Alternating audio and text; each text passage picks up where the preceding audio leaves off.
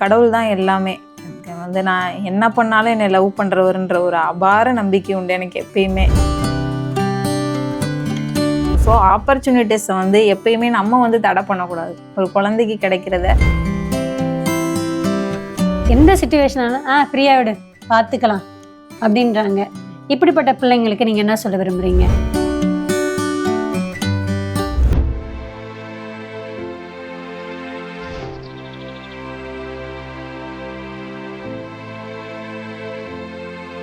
Veritas Tamil பணியின் இனிய உறவுகளுக்கு உங்களோட சகோதரி ஜோஸ்பின் பிரைடாவின் அன்பின் வாழ்த்துக்களும் வணக்கங்களும். நாம் சகோதரி திவ்யா அவர்களோடு பல நிகழ்வுகளிலே பங்கேற்று கொண்டிருக்கிறோம். மீண்டுமாய் அவரை சந்திக்க இருக்கிறோம். வாருங்கள் நிகழ்ச்சியில் இணைவோம். வணக்கம் சகோதரி. வணக்கம் சிஸ்டர். நல்லா இருக்கீங்களா? நீங்க தான் எப்பயும் சொல்லுவீங்க, நான் கேட்குறேனே. நல்லா இருக்கீங்களா சிஸ்டர்? ரொம்ப நல்லா இருக்கேன். மகிழ்ச்சியா இருக்கீங்களா? ரொம்ப மகிழ்ச்சியா இருக்கேன். Super sister. இப்போ உங்களுக்கு வந்து ரொம்ப கஷ்டமான கேள்வி கேட்க போறேன். என்னன்னா, பிள்ளைகளை நம்பிக்கை வாழ்வில் வளர்க்கறது நம்மளுக்கு ஈஸி. முதல்ல நம்ம எப்படி நம்பிக்கை வாழ்க்கையில வளர்றோம்? குறிப்பா அந்த ஜெபம் இல்ல பைபிள் படிக்கிறதோ, கடவுள் மேல வச்ச ஒரு நம்பிக்கையோ, அதை பத்தி ஒரு சில பகிர்வுகள். என்னோட லைஃப்ல பாத்தீங்கன்னா நம்பிக்கை அப்படின்னா கடவுள் தான் எல்லாமே. எனக்கு வந்து நான் என்ன பண்ணாலும் என்னை லவ் பண்றவருன்ற ஒரு அபார நம்பிக்கை உண்டு எனக்கு எப்பயுமே. என்ன பண்ணாலும் அவர் நம்மளை பார்த்துப்பாரு. சரண்டர் யுவர் செல்ஃப் பண்ணுவாங்கல்ல. அதனால என்ன பிரச்சனைனாலும் சரி, நம்மளும் ஒரு சில இதுல வந்து குழந்தை பருவத்துல இருந்து திருமணம் அப்படி இப்படின்னு ஒவ்வொருதையும் கடந்து வர்றப்ப ஒரு சில பிரச்சனைகளை வந்து சந்திப்போம். நம்ம எதிர்பார்க்காத நேரத்துலலாம் சில நிகழ்வுகள் நடக்கும்போது நம்மளை அறியாமலே வந்து என்னடா இப்படியெல்லாம் இருக்கு, இப்படியே லைஃப் போயிருமா அப்படின்லாம் இருக்கும். பட் வந்து எனக்கு எப்பயுமே அந்த நான் இப்போ சொல்றதுக்காகன்னு சொல்ல, அந்த தருணத்தினையுமே நான் ஃபீல் பண்ணது உண்டு. கடவுள் வந்து இவ்வளோ கஷ்டத்தெல்லாம் கொடுக்குறாருன்னா சும்மாலாம் கொடுக்க மாட்டார். எப்பயுமே நம்மளை வந்து பிடிச்சிப்பாரு, பார்த்துப்பாரு அப்படின்ற ஒரு நம்பிக்கை உண்டு. இன்னொன்று, சிஸ்டர்ஸ் கிட்டேயோ அங்கே ஹாஸ்டல் அந்த மாதிரி வளர்ந்தனால, சிஸ்டர்ஸ் கிட்டே இருந்தனால அதில் ஒரு நம்பிக்கை எப்பயுமே உண்டு. அந்த ப்ரேயர்ஸ் எப்பயுமே அப்போ வந்து நம்ம சர்ச்சுக்கெலாம் போகிறோம் அப்படின்னா அதோட இம்பாக்ட் நமக்கு தெரியாது, சீரியஸ் புரியாது. பட் ஆனால் அந்த நித்திய சுதிக்குரியெல்லாம் போடுறப்ப குனிஞ்சு ஒரு 5 நிமிஷம் தூங்குவோம். அந்த மாதிரி சின்ன பிள்ளைல சரி அந்த 5 மினிட்ஸ் கேப்ல தூங்கிடுவோம் அப்படின்ற மாதிரி எல்லாம் போகும். பட் ஆனால் அது ஒவ்வொருத்தரையும் நம்ம கேட்ட விஷயங்களா இருக்கட்டும், நம்ம லைஃப்ல வந்து அது எங்கேயாவது ஒரு இடத்துல யூஸ் ஆகும் அப்படின்ற மாதிரி தான். நம்ம ஒவ்வொருதுலையும் அவங்க வளர்த்தது வந்து எந்த இடத்துலையுமே வந்து துவண்டு போனாலும் அந்த ஒரு நம்பிக்கை வந்து எப்பயுமே இருக்கும். அது வந்து ஒன்லி காட், அவர் மட்டும்தான். அவர் இல்லைன்னா நம்ம வந்து ஒவ்வொருதையும் கடந்து வரவும் முடியாது, இது பண்ணவும் முடியாது. திடீர்னு ஒரு திருமண லைஃபு, திடீர்னு வந்து எதிர்பாராத இறப்புகள், அப்புறம் ஏதாவது சடனாக ஏதாவது ஒன்று நம்மளை சுற்றி நடக்குது அப்படின்னா சரி ஓகே, கடவுள் ஏதோ இது பண்ணுறாருன்னா ஏதோ ஒரு நல்லதுக்கு தான். அப்படி தான் ஒவ்வொன்றையும் ட்ராவல் பண்ணாலும் எனக்கு இன்னொன்று, திருமண வாழ்க்கையில் நிறைய ஸ்ட்ரகிள்ஸ் இருந்தாலுமே கூட நல்ல சப்போர்ட்டர் கணவர், அந்த மாதிரி ஒரு நல்ல ஏதாவது ஒரு வகையில் வந்து நம்மளை சப்போர்ட் பண்ணுறதுக்கு ஒரு ஆள் நம்ம கூட இருப்பாங்க. படிக்கிறதுலேயும் சரி, கூட இருக்கிறப்பையும் சரி, ஏதோ ஒன்று நம்மளை சுற்றி ஒரு சப்போர்ட் கொடுக்குற மாதிரி நான் ஃபீல் பண்ணிட்டு எங்கே இருந்தாலுமே சரி, அந்த சப்போர்ட் யாருன்னா அவர் தான் கொடுக்குறாரு அப்படின்றத நான் ஃபீல் பண்ணுறேன். அதனால நம்பிக்கை அப்படின்னு இருக்கும்போது நம்பிக்கையால் மட்டும்தான் நம்ம ட்ராவல் பண்ணுறோம் அப்படிங்கிறதுல எனக்கு அதுலேயும் குறிப்பாக கடவுள் நம்பிக்கை கண்டிப்பாக.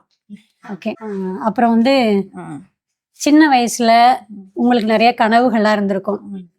ஆனா இப்ப இருக்கிற பிள்ளைங்களுக்கு நிறைய வாய்ப்புகள் இருக்கு அப்படின்னா, அப்ப கிடைக்காததெல்லாம் இப்ப பார்க்கும் பொழுது சரி நம்ம குழந்தையா இருந்திருக்க கூடாதா, நம்மளுக்கு இந்த நிறைய வாய்ப்புகள் கிடைக்குமே அப்படின்னு நம்ம யோசிச்சிருக்கோம். ஆனா இப்ப உங்கள்ட்ட ஒரு பெண் குழந்தை இருக்குது. அந்த குழந்தைக்கு அந்த வாய்ப்பெல்லாம் வரும் பொழுது நீங்க எப்படி கொடுக்குறீங்க?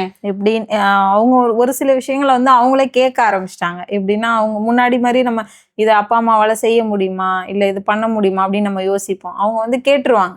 இப்போ இருக்க குழந்தைங்க வந்து இல்லை இப்போ நம்ம டூர்லாம் போகிறாங்க, இல்லை அங்கே ஏதாவது ஒரு காம்படிஷன் நடக்குது, வெளியில் நடக்குது அப்படின்னா அவங்க வந்து சொல்லிடுவாங்க, நான் போகணும், நீங்கள் இது பண்ணுங்கள், ஹெல்ப் பண்ணுங்கள், என்னைய கூட்டிகிட்டு போங்க, இல்லை டூர் நான் இந்த பக்கம் போகணும் அப்படின்றத அவங்க வந்து கேட்டுருவாங்க. ஒவ்வொரு இதையுமே வந்து ஒவ்வொரு விஷயத்தையுமே இப்போ நம்ம சொல்கிறோம் சின்ன டூர் தானே அப்படின்னு நினைப்போம். பட் வந்து ஒவ்வொரு விஷயமுமே அவங்களுக்கு ஒரு அனுபவம் தான். நிறைய பேரோட போவாங்க, அங்கே இருக்கவங்கள நானும் அப்படிதான் பார்க்குறேன்.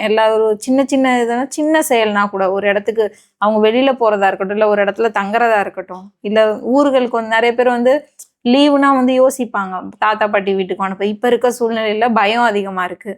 அதுக்காக நம்ம கண்ட்ரோல் பண்ணியேவும் குழந்தைங்கள வச்சிருக்க முடியாது. ஸோ இங்கே நல்லது இருந்தாலும் கெட்டது நடக்கும் பொழுது எப்படி நீ அதை சந்திக்கணும் அப்படிங்கிறத சொல்லி கொடுத்து வளர்க்கணுமே தவிர அவங்கள கண்ட்ரோல் பண்ணி இல்லை இப்படி தான் இப்படிதான் நீ இதுக்குள்ளதான் இருக்கணும், இப்படிதான் உலகம் அப்படின்னு நம்ம சொல்லுவோம். உலகத்துல நல்லதும் இருக்கும் கெட்டதும் இருக்கும், நீ அதை எப்படி ஹேண்டில் பண்ற அப்படிங்கறத வந்து அவங்களுக்கு சொல்லி கொடுக்கணும். ஸோ ஆப்பர்ச்சுனிட்டிஸை வந்து எப்பயுமே நம்ம வந்து தடை பண்ணக்கூடாது. ஒரு குழந்தைக்கு கிடைக்கிறத இப்போ அவங்களுக்கு ஒரு பாடுற திறமையா இருக்கும், இல்லை நீ இன்னைக்கு போக வேண்டாம், இல்லை டான்ஸ் ஆடுறதா இருக்கும், நம்மளால முடியறங்கிறதுக்காக அவங்கள கண்ட்ரோல் பண்ணுவோம். அவங்கள வந்து நம்மளால முடிஞ்ச அளவுக்கு அவங்கள இன்வால்வ் பண்றதுக்கு நம்ம ட்ரை பண்ணணும். அவங்கள எல்லா வகையிலும் இப்போ என்னோட அப்பா எக்ஸாம்பிளா பார்த்தீங்கன்னா, என்னை வந்து எந்த இதுக்குமே வந்து அவர் நோன்னு சொன்னதில்லை. எல்லாத்துலேயுமே வந்து அவர் வேலையை விட்டுட்டு ஒரு ஸ்போர்ட்ஸாக இருக்கட்டும், இல்லை ஒரு சின்ன சின்ன ஈவெண்ட்டாக இருக்கட்டும், ஒவ்வொரு ஊர்லேருந்து கூட்டிகிட்டு போவார், எல்லா இடத்துக்குமே வந்து கூட வருவார். ஸோ அந்த அளவுக்கு இது பண்ணனால தான் அந்த மைண்ட் செட்டு தான் என்கிட்ட இருக்குது. குழந்தைங்களுக்கு கிடைக்கிற ஆப்பர்ச்சுனிட்டியை எப்பயுமே தடை பண்ணக்கூடாது. அவங்களுக்கு கிடைக்கிறத நம்மளால முடிஞ்ச அளவுக்கு அவங்க அதை பண்ணுறதுக்கான உதவிகளை வந்து அவங்களுக்கு செய்யணும். ஓகே. இப்போ வந்து உங்களுக்கு கிடைச்சது உங்க பிள்ளைக்கு கொடுக்கணும் அப்படின்னு நீங்க ஆசைப்படுறீங்க. உங்க குழந்தைக்கு இந்த வாய்ப்புகள்ல ஒரு நான் இப்படியெல்லாம் ஆகணும், என்னோட ஃபியூச்சர் இப்படியெல்லாம் இருக்கணும் அப்படின்னு நிறைய கனவுகள்லாம் இருக்கும். அதை ஃபேஸ் பண்ணி தான் பிள்ளைங்க வந்து படிக்கலாம் செய்வாங்க. அந்த கான்சன்ட்ரேட் பண்ண நிறைய எக்ஸ்ட்ரா கரிக்குலர் ஆக்டிவிட்டிஸ் எல்லாம் செய்வாங்க. இதனால அந்த குழந்தையோட ஃபியூச்சர் எப்படி இருக்கும், இது ஃபுல்லா கிடைக்கும், ஈவன் ஆஃப்டர் மேரேஜ் அந்த குழந்தையே மேரேஜ் ஆகி போனா கூட அது கிடைக்கும், அவ நினைக்கிறத அச்சீவ் பண்ண முடியும் அப்படின்னு நீங்க நம்புறீங்களா? கண்டிப்பா நம்புறேன். ஏன்னா இப்பல இருந்து நம்ம சொல்றோம், பட் அவங்களோட ஃபியூச்சர் எப்படி இருக்கு, அதை ஹேண்டில் பண்ற எப்படி இருந்தாலும் ஹேண்டில் பண்றதுக்கான திறமையை அவங்களுக்கு வளர்த்து கொடுத்துட்டோம் அப்படின்னா, அவங்க இது மட்டுமே இல்லை, ஏதாவது ஒண்ணுல அவங்க ஃபோக்கஸ் பண்ணிட்டு திருமணம் மட்டும்தான் லைஃபு, என்னோட கரியர் மட்டும்தான் லைஃபு இப்படின்னு இல்லாம எந்த ஒரு சூழ்நிலை வந்தாலும் அவங்களால ஹேண்டில் பண்ண முடியும் அப்படின்ற ஒரு நம்பிக்கையை வந்து அவங்களுக்கு கொடுத்துட்டோம் அப்படின்னாலே அவங்க வந்து இப்போ சொல்லுவாங்க நார்மலாக, இப்போ அப்பா அம்மா இல்லைன்னா கூட குழந்தைங்க வந்து அதை அப்பா அம்மா இல்லை அப்படின்னு அந்த ஒரு ஸ்டேஜில் இல்லாமல் அடுத்த நிலைக்கு எப்படி போகிறாங்களோ அதே மாதிரி அவங்களுக்கு ஃப்யூச்சரில் வந்து இது இல்லை அது இல்லை அப்படின்னு இல்லாமல் எந்த சூழ்நிலையிலுமே அவங்க வந்து அதை சமாளிக்கக்கூடிய திறமையை அவங்களுக்கு வளர்த்துட்டோம் அப்படின்னா ஆட்டோமேட்டிக்காக அவங்க வந்து நல்லா வருவாங்க. அந்த நம்பிக்கையோட தான் அவங்கள வளர்க்குறீங்க. ஓகே. இப்போ ஒரு தாயா ஒரு அம்மாவா குழந்தைங்கள்ட்ட இருந்து நீங்க நிறைய கத்துட்டு இருந்திருப்பீங்க. ஒரு சிலதெல்லாம் உங்க வாழ்க்கையிலே பார்த்திருக்க மாட்டீங்க, ஆனா உங்க குழந்தை வழியா நீங்க கத்துட்டு இருப்பீங்கன்னா குழந்தைங்க தான் நமக்கு சொல்லித்தர பாடங்கள் அதிகம். நிச்சயமா. அவங்கள்ட்ட இருந்து நீங்க என்னென்னலாம் கத்துக்கிட்டீங்க? என்னோட குழந்தைங்க நார்மலா சொல்லும்போது வண்டியில வரும்போது ஒரு சிலது பேசுவாங்க. என்னோட பையன் வந்து ஒருத்தவங்க வந்து ஏதோ ஒன்று அவங்களோட பொருளை வந்து அவங்கள்ட்ட இல்லைனாலும் இன்னொருத்தவங்களுக்கு கொடுத்ததை வந்து அவன் பார்த்துட்டு அவன் சொன்னான், அவங்களுக்கு எவ்வளோ பெருந்தன்மை பாருங்கம்மா அப்படின்னு சொன்னான். எனக்கு அந்த வார்த்தை வந்து எனக்கு ரொம்ப டிஸ்டர்ப் பண்ணுச்சு. பெருந்தன்மை அப்படின்ற வார்த்தையை வந்து எப்படி இவன் வந்து அப்சர்வ் பண்ணியிருக்கான் அப்படின்றத வந்து போகிறப்ப வந்து சொல்லிட்டு அவங்களுக்கு எவ்வளோ பெருந்தன்மை, ஸோ நம்மளும் பெருந்தன்மையாக இருக்கணும் அப்படின்ற ஒரு உணர்வோடு அவன் சொல்கிறான் அவங்க பெருந்தன்மையா இருந்தாங்க அப்படின்னு. அந்த வார்த்தையே அவன்கிட்ட இருந்து கேட்டது எனக்கு சந்தோஷமா இருந்துச்சு. ஒரு அழகான வார்த்தையை வந்து அவன் சொல்றானே அப்படின்னு. இது மாதிரின்னு இல்லை, நிறைய விஷயங்கள் வந்து அவங்கள்ட்ட இருந்து தான் கத்துக்கிறோம். இப்படி சொல்லாதீங்க, அவங்க வந்து நம்ம கோவத்துல கத்துனோம்னா அவங்க சொல்லுவாங்க, நீ கோவப்படாதீங்க, இது பண்ணாத அது பண்ணாத, நீங்க மட்டும் அதை பண்றீங்கல்ல அப்படின்னு சொல்லி கொஸ்டின் பண்ணுவாங்க. ஸோ ஆமா, அப்ப நமக்கு தோணும், சரி ஓகே நம்ம தப்பு பண்றோம் அங்க கேட்குறோம்ல அப்படின்றது வந்து தோணும். ஸோ அவங்கள்ட்ட இருந்து நிறைய விஷயங்கள் ஒவ்வொரு நாளுமே நம்மளும் கத்துக்கிற மாதிரி தான் இருக்கு. ஓகே. கடைசியாக ஒன்று கேட்டுக்கலான்னு ஆசைப்படுறேன். இப்போ இருக்கிற சுச்சுவேஷனில் பிள்ளைங்க எல்லாமே வந்து யதார்த்தமான உலகத்தில் வாழ்கிறாங்க. எது வந்தாலும் பார்த்துக்கலாம், ஃப்ரீயாக விடு, அவங்க யூஸ் பண்ணுற லாங்குவேஜ் எந்த சுச்சுவேஷனாலும் ஃப்ரீயாக விடு பார்த்துக்கலாம் அப்படின்றாங்க. இப்படிப்பட்ட பிள்ளைங்களுக்கு நீங்கள் என்ன சொல்ல விரும்புகிறீங்க? ஏன்னா எல்லாத்தையுமே ஃப்ரீயாக விட்டுட முடியாது. லைஃப் வந்து ஒரு தடவை தான் கடவுள் நமக்கு கொடுத்துருக்காரு. இந்த லைஃப்பை நம்ம ஒரு தடவை தான் கிராஸ் பண்ண போகிறோம். ஃப்ரீயாக விட்டுட்டு எல்லாமே கேஷுவலாக விட்டுட்டோம்னா லைஃப்ன்றதுக்கு மீனிங்கே இல்லாமல் போயிடும் இல்லைங்க.